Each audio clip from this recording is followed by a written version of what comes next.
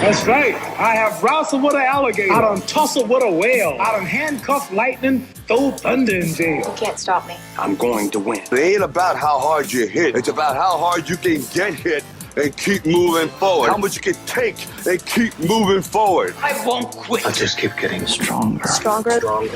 Stronger. Oh, that's new. Ooh, look at that. I was going to say, I'll intro it. Like, welcome to the pump. Right. It's been so long since we've done an episode that now Zoom asks everyone to record. Is that what it did? Yep. You are asked if it's okay. And you okay, cool. So this will be easy. We got Andrew Coates Fitness. I don't know. How do you want to intro? How should we intro you? Because like this is like our reintroduction, but you're also my ex co-host of a podcast that doesn't exist, but it's your podcast now. And so I don't know, we thought what a better way to bring someone back who's been involved with our careers like this whole time. And so I really hope that anybody who finds this on my media remembers what you were like as a co-host. So and all thinks about how glad he's not with you anymore. No, actually, there are times where I actually find it almost harder to keep good conversation going because Dean will always pull crazy shit out of his ass. So if people who are listening were your guys' usual listeners, Andrew Coates Fitness. I actually find it really funny. We didn't plan anything, so I'm actually going to start on something. I find it really funny when people get caught up over like, what am I going to name my business? Like, we're going to call it let's say Evolution Fitness. That is meaningless shit. Like, I actually contract out a gym called Evolve. And okay, like Evolve, fine name, whatever. I always use this example: Renaissance periodization and precision nutrition. What do they mean to people? Like, oh yeah, people like, I know those things, right? It's like, did the name Renaissance periodization or precision nutrition make the company and its reputation and everything it built? Or did those companies with smart people behind them build great products and brands? It just happened to be the name that they chose. And we now know the name having meaning to us because of what was built around the name. It's like Nike. Nike is completely fucking meaningless. Well, Nike's better because it's easy to spell. Renaissance periodization. I can't spell Renaissance. I've never once spelled it correctly. Like I just type in Renaissance and then I'll find their book and I'm like, hey, there's their site. Always auto corrects it for me too. Yeah. And so like, I have a name on my company that I was registered. I never use the damn thing. Everything is just Andrew Coates Fitness. And if you've got a trainer who's building their own brand, like, unless you've got something really fucking cool and novel, like, you know, let's say you're an Irish coach and you're like, I'm the drunken Irish, performance coach. I was having this conversation with someone on Mentor yesterday. Unless there's something super distinctive, use your own name in your branding. Like, seriously, right? Maybe you get lucky, like someone like, our friend Anthony Harder, where you got like, Harder Body. You can do a play on words on your business, but it's just Andrew. Fuck that up too. Like, it should be like Hard Bodies or like Hard Fitness, like, and then like somehow have a Jeb. It would work. It would work better than it gets kind of into like some porno shit there though. Like, that's the point. Like, is it porn or is it fitness? I don't know. Anthony looks like a porn model, so it would probably work for him. I don't know. Yeah, people are already listening, going, "This is already off track." I probably should have nothing like.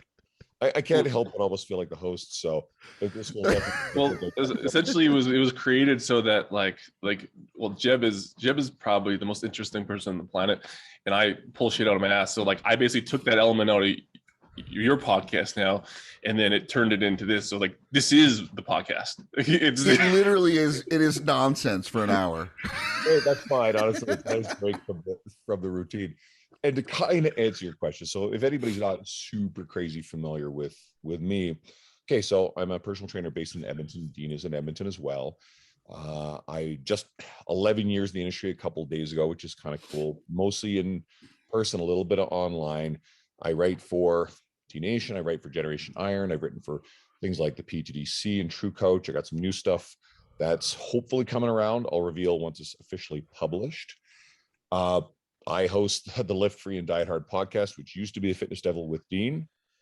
What else? Oh yeah, Jeb and I recently spoke at the Inland Empire Fitness Conference in Spokane. Our friend Tim Arndt's event, which was really sweet. And fuck, is there anything else that's really kind of important? That's all I can think of at the moment. I like to play around on Instagram these days. That's been a lot of fun.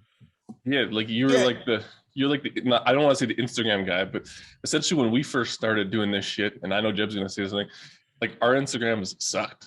We just like did a podcast that did well, but like our Instagrams were bullshit. And then all of a sudden you're like, you're like, yeah, I'm at 25,000 followers. I'm like, what the fuck happened? I left. It's obviously I left.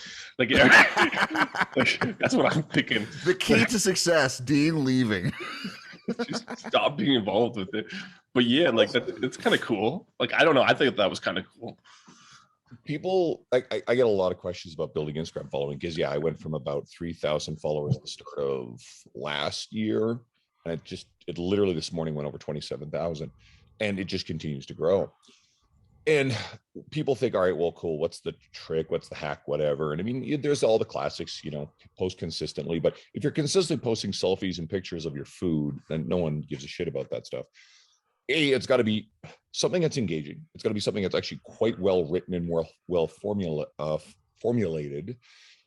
The visual presentation of your post matters. So we riff about doing Twitter graphics, and John Russin likes to poke at that sort of thing, but it's like pop music, okay, or movies that have the hero's journey theme to it. It's a recognizable, familiar pattern that people like. And when you go off pattern, you present something sometimes a pattern interrupt can work, get some Christopher Nolan's movies. But if you're creating something that people don't recognize as something that, well, I've shared this before from other people, I can share this. Like a Twitter graphic is a highly shareable piece of content because people know it's okay to share it. You get someone with a graphic that's sort of trying to emulate it, but it's a little weird and different. They're kind of like, fucking hate that. Like, and speaking of Anthony, like, fuck you, Anthony. He does the Twitter graphic, but he does it not the way it's supposed to be done. And I'm like, he like does like the frame around it. I'm like, no one does that. Why did you have to do that? I should text him right now. Anyways, sorry. No, exactly right. So there's something to it. Like, I think people are trying to be different and set themselves apart, where you set yourselves apart with your ideas and the quality of your writing. And then there's another layer to it. It's all of the relationships that you build across the industry, across your travels, across networking, across you and I talking to shit tons of people on podcasts. And it's the accumulation of something that's deeper and bigger long form content other than your social media. It's all right. Are you writing articles on your website? Are you getting published in other places? Do you have a podcast? Do you have a YouTube channel where you're doing really killer stuff? Do you own a facility or an online business that when you see it in your bio, someone goes, cool, these are some valid reasons that it's okay for me to follow this person? Because people play status games with who they follow and what they do in the industry. As stupid as it is, it's true. So when you go and you see that Mike Dola is the owner of Stronger You, I mean, now it's obviously sold to a bigger company, but that's a reason for people to pay attention to a Mike Dola.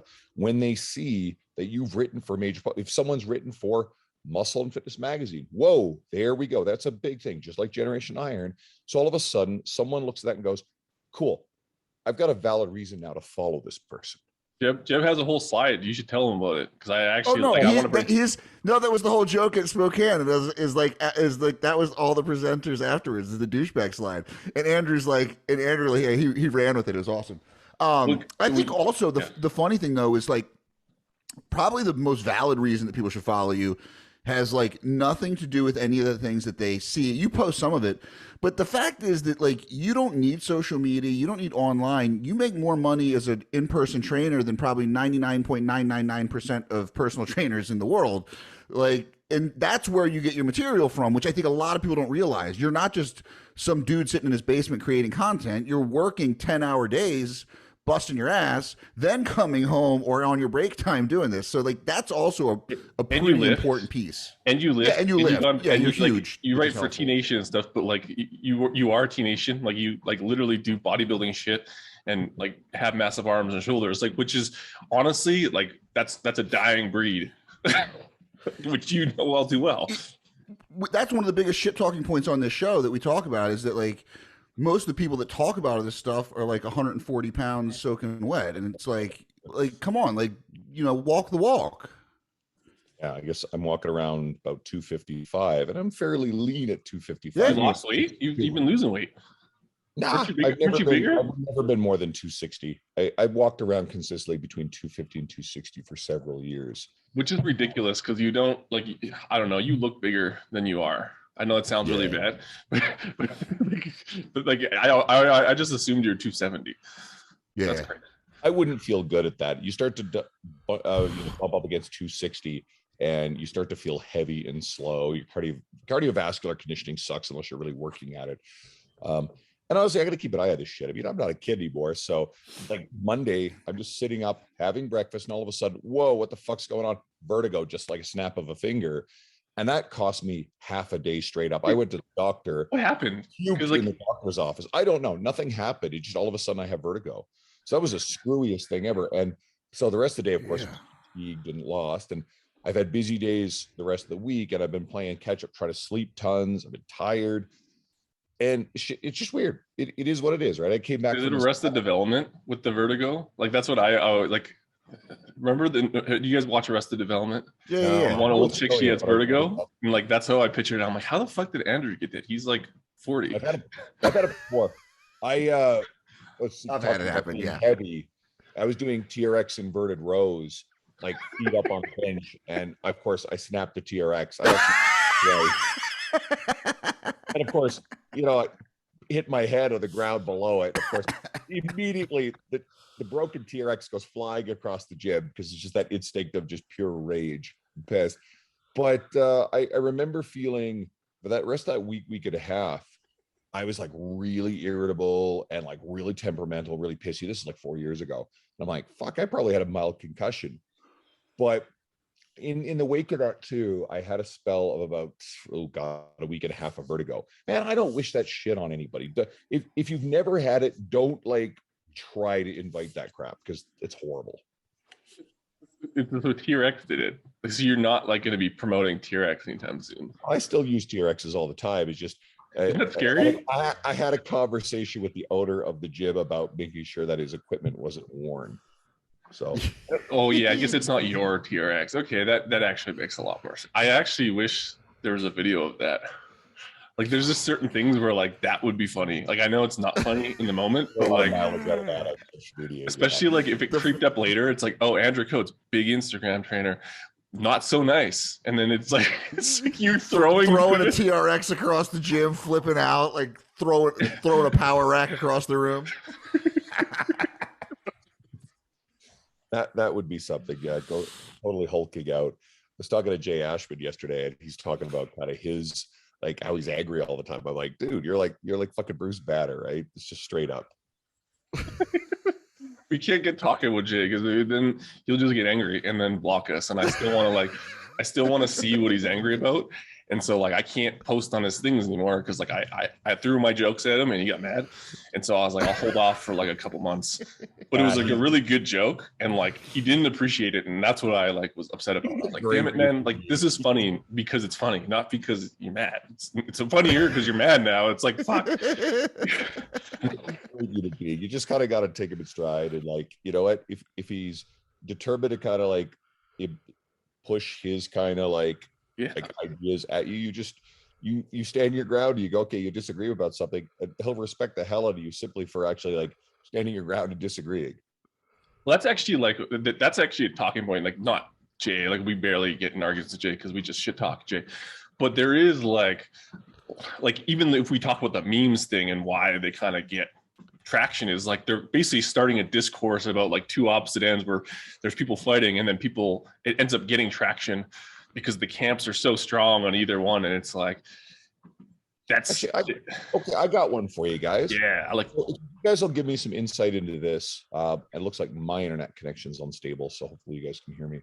Yeah, you're good. Recently, like if I post anything that even alludes to the notion that you need to make sure you have quote good form to avoid injuries, where the hell is this crazy shit coming from? That and I know what it is. I know it's tribalism. I know there's the more of that. What you Like, oh my God, if you move, like if your hip shift at all, your spine's gonna explode under like, you know, a goblet squat. You have to bring it back down to body weight. You can't load it. It's like, okay, we all know that's bullshit because we know humans are profoundly resilient.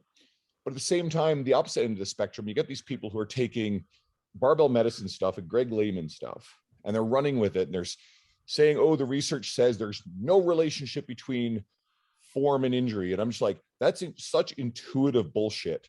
I don't even need to see research because you're never going to create like a double blind like control group where you prescribe, okay, you guys are going to lift like assholes and we're going to see how hurt you get, because you can't do that. Now that is the study. They do lift like assholes. Like that. That's funny because like the squat that they do is probably a shit squat. I think probably. But the thing is, you got to get the other side to do the good stuff. You know, there is research that, for example, knee valgus in squatting, and we know that that's nowhere near as injurious, risky as we once believed. But like single leg cutting mechanics, if there's a knee valgus collapse in a single leg cutting and movement, then yes, there is increased ACL injury risk. But I just feel like this is this camp that is taking some stuff that, and I'm guessing barbell medicine, because I haven't dove into it, I'm guessing what they're saying is probably nuanced and intelligent and good. But I've had some people just going at me, and they just keep doubling down on the same repetitive cyclical idea that no, it doesn't matter what someone's form is like. There's no risk of injury. I'm like, I've coached probably 20,000 hours of clients in person. When their form sucks, you'd be surprised how many times they feel discomfort and what have you. And if you clean up the form, guess what? Pain, discomfort goes away. They stop feeling hurt. They stop having the same old injuries. I mean, I have the data and the study from a lifetime of doing this stuff to know, okay, cool. We're going to try to make sure someone's form is better. How do we define like good form, bad form? Yeah, I know there's definitely semantic.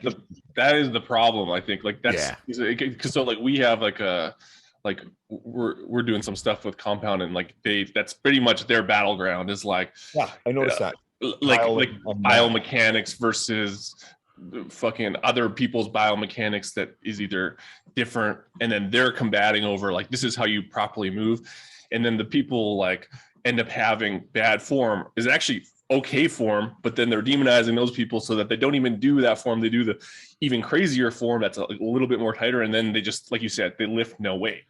And then we just had a conversation this morning. Jeb was like, I don't know, what were you saying? Like, I was the worst when I tried to do it this way.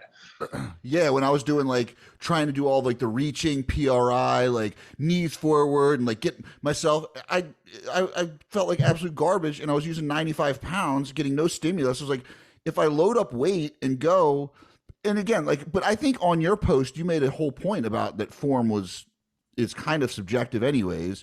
Because I mean, look at like, I mean, you're the perfect example. Like, how often do you squat? Once a week, twice a week?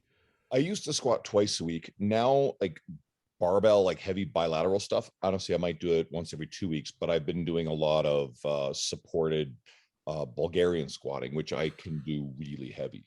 Yeah, so like your bilateral squat though, you're squatting like 400 pounds, like, right? Like, and you go super low, and you know your best buddy said that your form was like shit, and you're like, my form's not shit, it's fine. And like 5 other people say your form's fine. So it's like this argument of like, you know, it's like one person thinks that this form is absolutely going to cause irreparable injury. Another person's like, no, it's probably fine.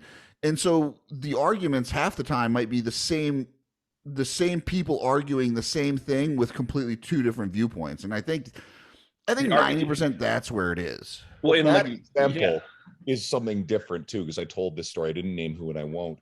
But it's a quote bro bodybuilder who's marketing himself as a biomechanics expert, who was is super insecure and was threatened by something about what was going on with me in my career at the time a few years ago, and looked at my squat and imagined and manufactured some like little detail flaw in the bottom of the movement. And then like guys like Dr. Sam Spinelli and Dr. Mike Isertel come in and they're like, nope, you're fine, everything's good.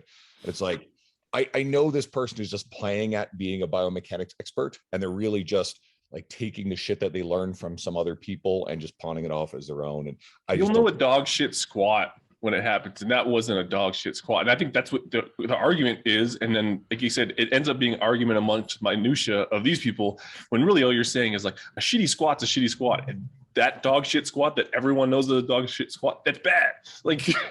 Like, what was that? What was that? Like your fail at like 700 or whatever? Yeah, like that was a dog shit squat. Yeah, my knee collapsed. I folded. And again, like that's knee valgus. That's obvious. That's knee valgus. Like it fucking failed. Like that could have been very injurious. Too much weight, but then a lot of it was just too much weight. Like that's the answer. You know what I mean? Like fuck. Has anybody seen? Like, Jeb, you probably remember this. Is this old photo shoot? I think it was for Flex or Muscle and Fitness, and Jean-Paul Fuchs, or I can't remember exactly his name, and they load him up with a lot of weight, and he's contest lean, dieted for show, and both of his quad tendons rip. And photos that exist that got out that shows him like collapsing on the ground, like anguished, like head back in an anguished scream of pain, and that was it for his bodybuilding career. So that's also extreme stuff too. I think a better example of a pattern of like, I don't even like using the language like dysfunctional movement, but okay, let's, for the sake of this, is a dumbbell row or any rowing pattern where you have someone who, we've all seen it, they're cocking their elbow behind their body, the head of the humerus is dumping forward, anterior humeral glide against the rotator cuff tendons, against the long head bicep tendon. And you've got someone who over time experiences, pain and discomfort, either in the rotator cuff or the long head, but they get long head bicep tendinopathy. And you see that pattern, they're not hitting their lats very effectively. A lot of it's up in their rear delts and their upper traps. And it's bad form, right? And anyone who's going to try to argue to me that, oh, that's okay, and that doesn't increase the likelihood of injury, I mean, like, you're full of shit. I'm not buying that argument. And here's the other problem with the argument. Why on fucking earth will we not try to improve what we visually can see is ineffective form, right? Let's coach someone to their body, their lever lengths, their feedback. Like Jeb was saying, okay, this shit here doesn't feel good on me. Okay, cool. We don't do that. We with it to make sure it feels right. And you coach it to being good, quote, good form, whatever the fuck that, you want to quantify that for that individual. So there's no discomfort in the movement. That's all I'm ever talking about. I think that's pretty, like, you can't really argue that. Like, I mean, people are going to try, obviously. But I mean, really, it's like, hey, this causes discomfort. This doesn't. I think we can safely say maybe this is the proper form for you. And first of all, at that point, it's just semantics, because who gives a shit if it increases the risk of injury or not? You're trying to get clients to do more work and to come back to you. So if you're making them feel like shit all the time, regardless of injury risk is lower or not, you're probably not doing a good job as a trainer. Like again, who's the trainer doing this? And like, this is like a serious thing, because like there's a lot of young people coming up. And again, I can make fun of small trainers all I want, because it's kind of funny, but like the people usually bitching and arguing with you, they're not that big. And the reason why they're not that big is because they can't lift that heavy, because they don't do shit right. And if they did, they probably could lift heavier. But like, if you're hurt all the time, it's just interesting, because a lot of those things don't pop up when you don't lift a lot of weight. Like that, even that shoulder row thing, a lot of people don't get injuries because they're not lifting that heavy, because they're pussies. And so like, you know what I mean? Yeah. You can't do that with 100-pound dumbbell row. It doesn't happen. And so there's not a lot of survivors like Branch Warren. There's not a lot of people that can get away with that. And they make fun of bodybuilders for coaching things. It's like they're coaching things that work. Like, how many bodybuilders do you see coach things improperly? Like, I'm sure like a little bit, but like generally they're better than 99% of the trainers when they just lift with their bros and cue them a little bit. It's just basic shit. Like, it's like your shoulder's doing that. That's not good. Don't do that. Like, is that an argument? Like, it is. I don't know. I was gonna say, Branch Warren, he didn't survive it. Man, I don't know any major pro bodybuilders who've had more major muscle tears and injuries. That's just true. from lifting like an asshole. Well, don't blow up that story. You're right. Yeah. Ronnie's fucked up too. But Ronnie's fucked up. That's I don't even. Yeah, I think that's a load issue. Yeah, I mean, I think once you get that, well, Branch like because he just rips it. Like, Yeah. I mean, he trains like an ant, but Ronnie and Branch trained at the same gym. Like That's Johnny right. Jackson, like all those dudes are stupid strong. They rip it and like whatever. Like, hey man, like I'm not going to argue with them because they got the Olympia shows. I mean, that worked for them at the time. Now it kind of looks like it is probably not so great on the body for them, but. Yeah, Roddy's Who would broken. argue good form. Like, I bet they wouldn't say, like, you know what, like it doesn't matter. This is like they would 100% say it matter, even though they got hurt. Like But they would do it again. Yeah, I guarantee they would do it again because Yeah. it got them where they were.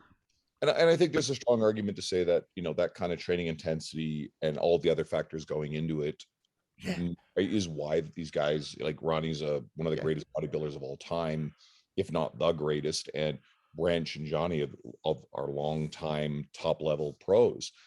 But again, look at their bodies now. I don't know if Johnny looked like he was a pretty sturdily built dude because he used to be a powerlifter. But I mean, Ronnie's broken and Branch was torn to pieces even in his prime. So. And we don't want to use those examples. Like those are the outliers. Like they are elite in spite of their training and nutrition, all that stuff. Not necessarily. Well, in bodybuilding, it's a lot because of it, but they're a different breed. And so like I think we sometimes try to look to them and say like, oh, it's okay because my favorite guy does this. And it's like, yeah, dude, you're a 170-pound dude who squats 280 pounds. Like you're not that guy. Like you wouldn't need me if you were that guy. It's survivorship bias. It's actually a totally concept to understand for anybody who's like coaches or lifters. It's straight up survivorship bias. And we are looking at like you said, the outliers that survived. It's like climbing Mount Everest, right? It's like, okay, cool. The people who made the top, cool. But no one talks about all the bodies that legitimate bodies brought down from that mountain. And there's a lot of bodies up on that mountain, right? It's Tom Brady and his whack nut nutrition stuff that he found late in his career. Tom Brady is not arguably the greatest quarterback of all time because that's dumbass nutrition shit. It's a crazy combination of other things, including a lot of confidence early in his career. The Rock and how he only sleeps 4 hours a night. Well, first of all, I actually don't think that's factually true.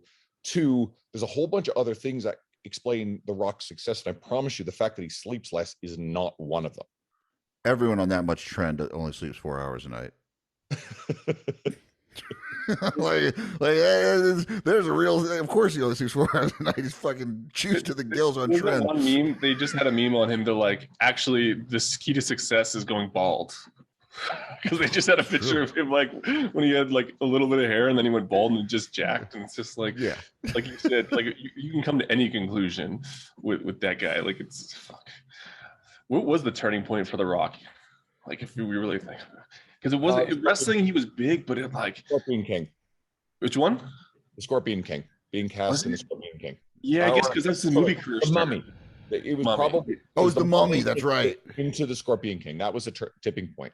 Yeah, because they needed a new Arnold, basically. Well, when he came out though, so when he was first kind of getting into his movie career, all of his agents, he started losing weight, getting smaller, trying to break away from that WWE image.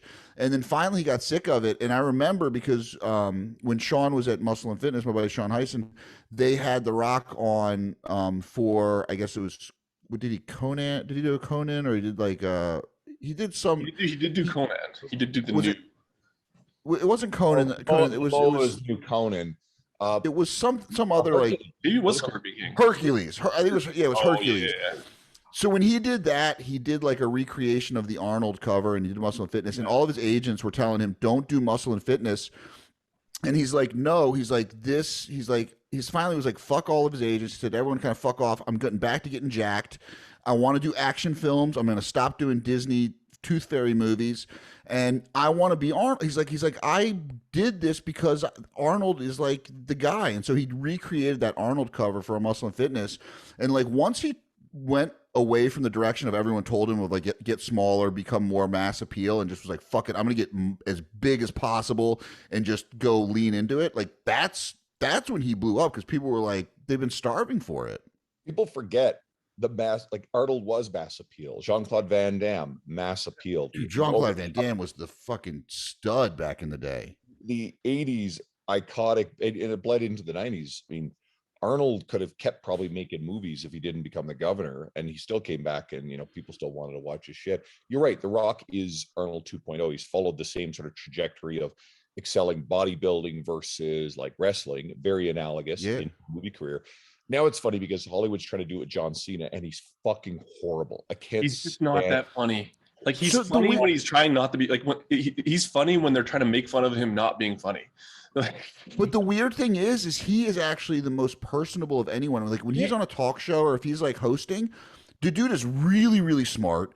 He's really, really articulate. Like I would almost rather put him on the news if I'm his age. Like the guy is amazing. But yeah, then in movie, I mean, first of all, though, let's be honest, The Rock is fucking terrible. I love The Rock. He's one of my favorite people in the world. I've never made it through a movie that he's in. Then I watched 5 seconds of that rap song, and that was What was the one movie though, the comedy he was in with all the people? Fuck, which one was it? And he was like, he wasn't gay, but he was the gym guy. Fuck. Who, John Cena? No. Pain and Gain. I actually thought he was funny in Pain and Gain because it was so over the top that it was ridiculous. Pain and Gain was good just because Mark Wahlberg was on so much D-ball and just covered in acting. That's why it was awesome because it was I loved that. It was so good. The Rock covered that era really well because like that is The Rock. Oh yeah. Anthony Mackie was like their wingman, part of the Falcon fun. I actually did like Mackie for a long time. He really came into his own. Actually, if anybody watches Falcon and Winter Soldier, like it blew me away just how good an actor he is. And then retroactively, you go back to all the other stuff. You're like, fuck yeah, he's good. You're right. Winter Soldier, he was like, he's good. He's good. He's good. He's good. I was going to say, like, I like The Rock. I like him in Fast and Furious 5. See, I'm a huge Fast and Furious franchise fan. I love them. I even enjoyed 9. It was terrible, but it was like a fun movie. But it's exactly what you expect. That's what honestly, it doesn't happen. Like, they did some shit that's even like out to lunch for the Fast and Furious franchise. I mean, if anybody, you know what? Spoilers are fair game now because like it's been so long. They put a fucking car into space. Like, come on. I didn't watch that one, so now that would make me rethink it. But like, if you think about The Rock, like, and he's smart though, because he knows he's terrible actor. Like, he knows nothing he does is going to win an Oscar. But he also knows that if he can make it be good without having anything to do with him, it's going to sell way more in China than it is here. I mean, that was when movies really shit the bed, was when they realized like we can make more money with some ridiculous crap explosion movie that'll sell in China and no one even understands what's happening in it here. Like, let's do it. And like The Rock is mass appeal across it doesn't matter. It doesn't matter what he does. It's going to sell, $30 million in every country in the world. Whereas here it's like we can lose money on it in the States and we'll still make money. And I didn't realize that part of it. I guess that kind of makes sense. Oh yeah. It was Waterworld. If you look, there's like a thing where Waterworld changed the game because Waterworld was the biggest failure in the history of Hollywood when it hit American theaters, and then ended up being one of the most profitable movies ever because it sold so well overseas. Every American audience was like, I don't know what the hell this is. This is total garbage. And they killed overseas. And then they were like, oh, we don't actually need to make movies that make sense. We just need to make them visually appealing and like work for all audiences. And The Rock, because The Rock is not a dumb guy. He's super smart. And he knows. And Will Smith was great at that. Will Smith was like, he was actually, I think he's a pretty good actor, but like he picked movies, like he was like, I'm going to do all sci-fi movies because the top 10 movies in like history have all been, or 8 out of 10 were sci-fi movies. It's like, if you're smart, you're like, yeah, let's make money. Independence Day arguably is what put Will Smith. Yeah. People knew him as over the top. Fresh Prince. They knew his rap career, but Independence Day was the thing that launched him into movie superstardom. Yeah. Well, I think that's John Cena's problem is he wants to be, I don't actually know what he wants to be, but he keeps getting in these like comedy bits as like rom-coms. Yeah, and it's just like he's funny because he's bad. And like it's not like The Rock where it's good because he's bad and jacked. John Cena ends up he's just not good. Where like that's the focal point, which is weird. I think he's too wooden to make it as a comedic actor, and he's too rubber-faced and goofy to make it as serious. Like you look at Arnold as a Terminator. Could Cena pull off the Terminator? Fuck no. Could The Rock Could they reboot the Terminator with The Rock? Jesus, yes. Yeah, I think they could. Yeah, totally could, right? Or Dave Bautista. Dave Bautista, Christ, like him in Guardians of the Galaxy, and he's amazing, so good, absolutely hysterical in it. Yeah, so good. Actually, really, and you would think he would be the worst because English isn't his first language, right? Well, anyways, he has like a super heavy accent and he looks dumb as shit. And he is hilarious and he's good. Like his facial expressions, everything. Like that role isn't an acting role as like in terms of like talking. Like it's a visual role and he's good at it's like physical comedy. Yeah. He steals it. He actually steals most of the scenes he's in. He's awesome. We're just good here. This is what the pump's about, Andrew. We just talk about lifting culture and you're actually perfect because you and Jeb know a lot about a lot of shit. But that's why we can have this conversation. Well, that's what I think is cool, right? Is like I think everyone gets caught up. And, we can take this full circle and bring it back to like Instagram. Everyone gets so caught up in like their myopic view of stuff in fitness, and like you said, like the people that are obsessed with like this form argument or whatever, like they live their lives in this bubble, and you're like, yeah, part of the reason you're not successful is because you think anyone else gives a shit outside of the 5 people we're friends with. Like, get some life experience, do some other shit, and talk about some stuff other than that one thing, and you'll be surprised at how many people you can relate to. And I think, being an in-person trainer is like a lot of these people aren't and have never been, and it's obvious because the big part of that success is being able to like carry on a conversation with someone for 3 hours a week for weeks and maybe years on end. I love that aspect about in person. One of my clients, so everybody sees Larry on my feed. He's 71. Yeah. That's just a badass. I love talking to Larry because Larry's got shit tons of life experience. He's very intelligent. And then another one of my guys is also 71, Neil, and he's writing a book right now. And we've been going through kind of his experience of writing this book, and I've given him some of my thoughts about writing. He's like, oh man, that's so helpful. It's kind of crazy. And this cool conversation we've gotten into. Or one of my clients, Raj, I got a whole fuck ton of clients who are East Indian. They're either like first generation or second generation families from India. So Raj is telling me about how like India and Pakistan split up, like the political history of these countries. I'm like, this is really cool shit. Or, how like a lot of them are Punjabi backgrounds. So they're usually taller. They're kind of like the warrior class of India. And then, of course, I have a lot of old clients who are all from more of the southern parts of India, and they're different. And it's just really super cool to learn about the cultural differences and the history of those countries. I've trained people who come from I've seen a number of countries all over the world: Brazil, the Netherlands, you name it, right? Everywhere, China, top to bottom. But I like that. And then I have my interests, but if you are able to absorb like just general knowledge about all kinds of pop culture, movies, music, whatever, it can go a long way in the conversation of sports, right? And I mean, a lot of trainers really love their sports. I think I don't watch any games anymore. Like I haven't had time for that forever, but I try to keep up on what's going on. And how like, well, LeBron is getting a bit older and Kyrie Irving is completely out to lunch in the NBA. And then in NHL hockey, what is it? We got Evander Kane is faked his COVID passport and oh my god, it was 21 games. 21 games. How many millions of dollars? Plus, he just like got in the tiff with his wife. There's like a whole thing. Plus, he was betting. He's because he's a gambling addict. I don't know how he's still in the league.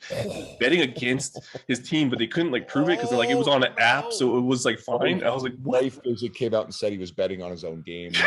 That's sort of like crazy. Now the NHL quote cleared him because they weren't able to find any evidence of this stuff. There's a great photo. So Kane has been a shithead for years. One of his teammates with the Winnipeg Jets, Dustin Byfuglien, like big Buff. Buff's like my size, but like thicker. Enormous hockey player. He's like the toughest tough guy. And skilled. He was a skilled physical defenseman. Like this is not a human you want to mess with. I always want to see like him and Zdeno Chara playing the same D pairing just to see what like opposing forwards would even try to do with those two of their pride. So Byfuglien has no time for Kane, like just none. And there was an incident where like Kane didn't wear the proper uniform or like suit or whatever at some sort of team function. And Byfuglien grabbed his like sweatpants and gear or whatever and just like threw it in the shower. And there's a famous picture where Kane is reaching out, and Kane is not playing in the game, and he like tries to touch Bufflin's shoulder, and shoulder's like in gear going to the ice. Bufflin doesn't look at it, but just goes and gives him like the finger. And there's a photo of this and their teammate. Bufflin just suffers none of his bullshit. And apparently half the San Jose Sharks don't want Keane to return to the team. No, he was betting on his games. Yeah, man. It was like the only thing you don't do. Like that's like, but we've all worked in bars. Yeah, like, and so that's where you learn how important knowing small bits of useless information is. Absolutely. Because that's how you talk to people. I would not know shit about any sport except for just like, I would know what teams were doing kind of well. And just so I could be like, fuck, Yankees really fucking it up this month, huh? I don't know what goes after that, but the other person gets so excited to talk about it for the next 20 minutes that I'm like, all right, good. Especially when they're on like cocaine, they just like talking, and just like, and then like they'll tip you and shit. It's just but like seriously, like I worked front door for like 3 years, and it's like just knowing stuff about stuff was super valuable. And that wasn't even bartending. Bartending, you actually get tipped. Security, it was just like I could make friends with people so shit wouldn't happen. And it's like it's the same stuff.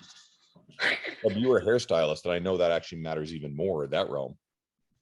Well, yeah, it's just more specialized, right? Like in bars, you kind of have to know such a wide range of stuff because of the amount, because any person could walk in. In hair, I mean, especially when I was working in like celebrity hair, it was like, I mean, I don't know what we talked about, honestly. It got pretty dark there at the end when I was working in fashion. Dark. What does that mean? It was just I don't know, like it's the worst industry filled with the worst people. I mean, just bad. Like I would have people come in and be like, "Why do I have to pay for my haircut? I work at Vogue," and I'd be like, "I tell you what, you do a feature in Vogue about me, then we'll start to talk about free haircuts." But you're a fucking assistant fucking editor that makes $26,000 a year. Like I know you want a free haircut, but I charge a lot of money for this, so beat it. Like you're gonna pay for this one. You become an editor, like a high editor, then we'll talk. But like it's just a weird environment. Yeah, and actually that's a good point. Like, people craving to work with like high-end celebrities or whatever. Yes, there are definitely like celebrities who understand the value of a great trainer, and they will pay a lot of money. I got to hang out with Don Saladino recently in Seattle, and I love Don. Trains, great guy. Don trains Jake Gyllenhaal and Ryan Reynolds and it all started with Hugh Jackman and Scarlett Johansson and half of the Marvel cast in the movies. Yeah. And you know what? He's getting paid some really good money to train those people. But a lot of the time, I mean, what do you think happens when a bunch of the Toronto Blue Jays walk into a restaurant or a bar? Like, I mean, the place are throwing free shit at them. I don't think they have to ask, but I think in a lot of cases with these athletes, there's an expectation of a lot of free shit. So I don't know. And there's not a lot of loyalty either because they live their lives on 3-month cycles. Like Don is such a good human being that like he has people that stay with him forever. I've known Don personally for many years now, and he's still some of the things that I know personally that he has done for other people would blow your fucking mind. That a guy, and we're talking about a guy who gets up, I don't know what his schedule's like now, but back in the day he was up at like 4 a.m. to get on the train from Long Island to his gym in New York, train people all day, and he would, and he's a big family man, so like he wanted to be home with his kids and stuff, and he, but he would take time out of his schedule to like stop off and help someone who was in need. In specific, I remember Sean Perrine, who was the editor of Muscle and Fitness Flex, was dying of cancer, and Don Saladino would stop and bring him bone broth because he couldn't eat, and just stop and bring him bone broth at his mother's house where he was like in hospice basically. Just because he knew that like he was out in Long Island and all of his friends were either in New York or LA and couldn't really, and like ever since then, man, like he's like one of those guys who he's a next level human. But that's this, like if you look at like, and I don't know if this is where you're going, Andrew, we're not talking about squat biomechanics. We're talking about like being a decent person. Like that shit seems to matter less, and Instagram bullshit seems to matter less when you're that guy. It is, you know what I mean?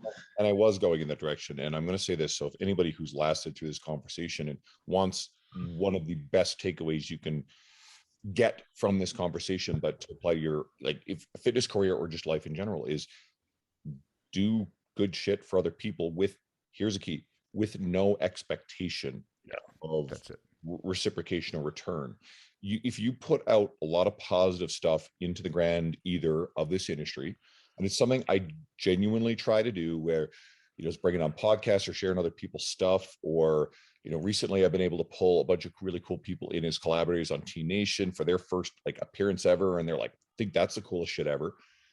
And you, like 10 times that will come back to you. You don't do it because you know you're going to get a lot of stuff back, but it will come back if it's authentic and if it's genuine. I got a good example. There's some, I won't even say a name, but there's this dude started following me on Instagram. I'm like, oh, you know, dude's got like 70,000 followers. Okay, cool. Let's see what he's got. You know, he looks like he's got a polished brand. Follow him back. Okay, cool. Whatever. Didn't, you know, nothing stood out to me. Didn't think much of it. I shared one of those posts where I tag a bunch of people in. Hey, you know, you guys should all follow these people. And instead of going in there and like jumping on a constructive way, he goes in and like, and inserts himself. He's like, hey, follow me. And I'm like, my response was, hey man, that's not really how it works. You know, you got to go about all the stuff with an abundance mindset. So fine, whatever. And I remember he'd asked me, I'm pretty sure he'd asked me about coming on the podcast. And I'm like, hey, sorry, I don't take requests to come on the podcast. I turn around after a little while and notice, you know, I see one of his posts. I look and I'm like, oh, he's not following me anymore. Okay, unfollow. But I noticed that the guy's getting about 50 to 100 likes out of 70,000 followers. He's bought his following. It's not real, right? He's got no following. So anyway, he pops up again, a month and a half ago, and is following me again, and then reaches out and says, hey man, you want to come on my podcast? And I'm like, sure, I'll come on your podcast, no problem. He's like, and do you think I could come on your podcast? Yeah, there it is. I'm like, I'm sorry, man. Like, I don't do, you know, trade for trade, and I don't take requests to come on here. You know, if Arnold Schwarzenegger pops in and wants to do it, sure, but you know, outside of like people we recognize as superstars in our realm, like John Berardi did, but we were like courting Berardi anyway. And that was such a good fucking episode, by the way. I sent, that was super cool. I actually get to meet him in February because he's at an event I'm going to in Orlando. So again, I didn't get a response back this. I look, you know, and I didn't follow him back the second time. And I noticed, sure enough, a couple of weeks later, the guy's unfollowed me again. It's just like pure scarcity mindset, pure, he's out for himself. And I mean, yes, self-promote, work hard on your own brand and your own work. But like, if all you're ever doing is trying to get other people, like you're trying to come on my podcast because you think it's going to help you in your career.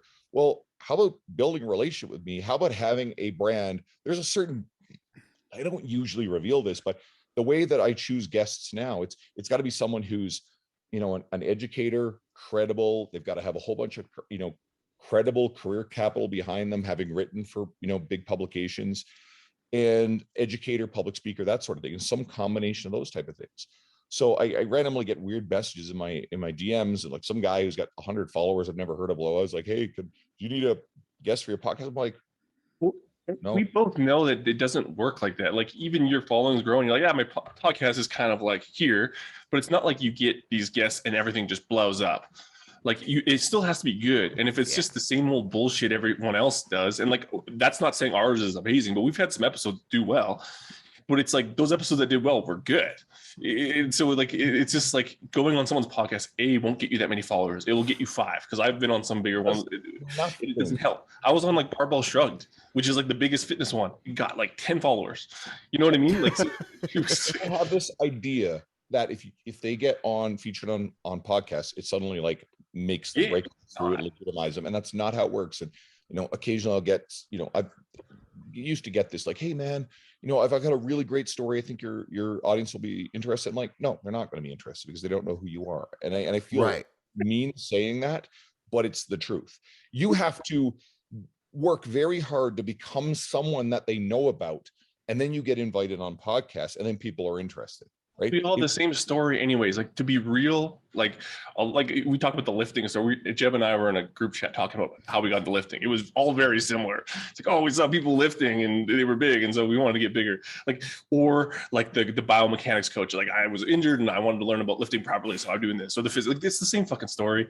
And it's like everyone thinks they're special, and that's where podcasts kind of do suck in a way, because like now everyone wants to do one and everyone starts one. Like, we've had the same problem when we were starting one, is that everyone asks, how do I start a podcast? How do I start a podcast? And like, the last 2 episodes, and then they realize, oh, it's the same thing over and over again. Like, and so if you don't actually like doing it as a host, like, you're not going to do it. Like, we are doing it because it's fun. And we just catch up with friends. But like, if it's just to get followings, like, it ain't going to happen. Like, it might, but I enjoy it, and it's a really great opportunity to, you know, get to talk to people, like talk about Don. Yeah. You know, I got to reach out to Don and get him on, because he said he would do it when I sat down with him, and he'd be a really great guest. But I do it because I enjoy, you know, talking to those people. Mark Magna, if anybody's familiar with Mark was one of the coolest people I've ever met. Humble, amazing. He's a former NFL and CFL player who owns Anatomy in Miami, and he's done really well with those gyms.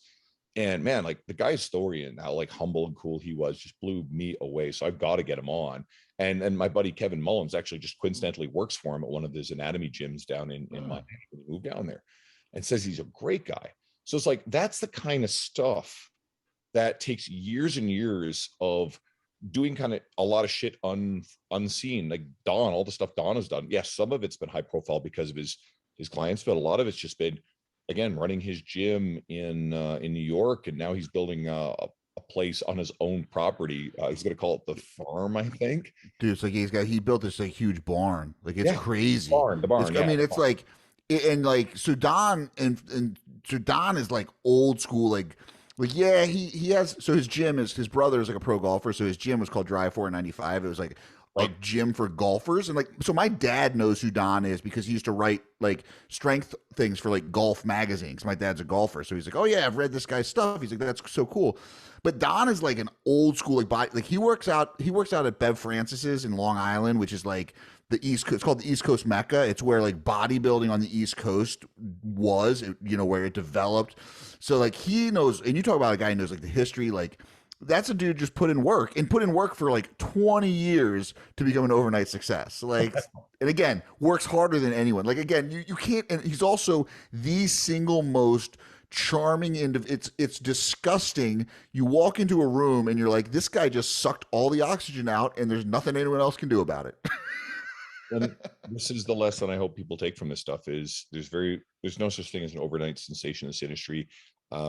For some of the attention that gets lavished on me because all of a sudden I have a growing social media following, you know, I still don't hold a candle to a lot of the other people who really have a lot of, you know, a library of stuff built in their careers. I'm working very aggressively on that stuff. I have a long way to go. I got a late start in this stuff. I was 32 when I became a fitness professional 11 years ago. And I'm enjoying the ride. And I think that's why it works, is because I'm really enjoying the process and I enjoy working with the people in front of me. And I'm trying to accumulate some, you know, leverage to who knows what it can turn into later on. A larger social media following will have value, but for the most part right now, I'm trying to entertain them and give them shit that's worthwhile and, you know, worth sticking around for. And, you know, if anybody messages me, I always message back. So if anybody likes any of this shit, just shoot me a message on Instagram. I will respond. I'm out of on your podcast. And I know that bugs you because it bugs me. It's just like, and it's fine. Like, I get it. Like, but it's just, I would never ask to go on someone's podcast. Just, also, you know, you also got to be flattered too, that sort of thing. Right? It's very, it's a nice sentiment. Well, here's it also sucks because you have to say no. Don't ask to be a guest on people's podcasts. Go start your own, talk to people. That's actually probably a smarter move. Anyway, I am out of time, fellas. I got to go and start coaching. Let's do it. All right. Let's wrap it up. Where do people find you? Because I know we kind of started with the name, but like, what's how do they find Andrew? All roads go through Instagram. Andrew Coates Fitness, COATES. My website, and Andrew Coates Fitness, the same thing.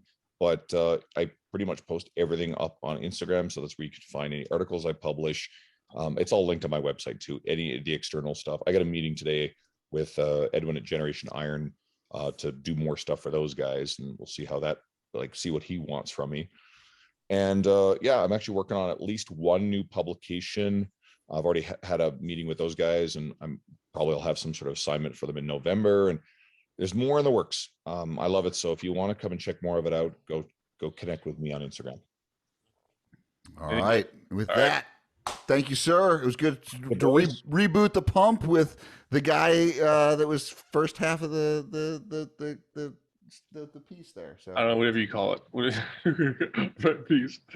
That's right. I have wrestled with an alligator. I done tussled with a whale. I done handcuffed lightning, throw thunder in jail. You can't stop me. I'm going to win. It ain't about how hard you hit. It's about how hard you can get hit and keep moving forward. How much you can take and keep moving forward. I won't quit. I'll just keep getting stronger. Stronger? Stronger. Stronger.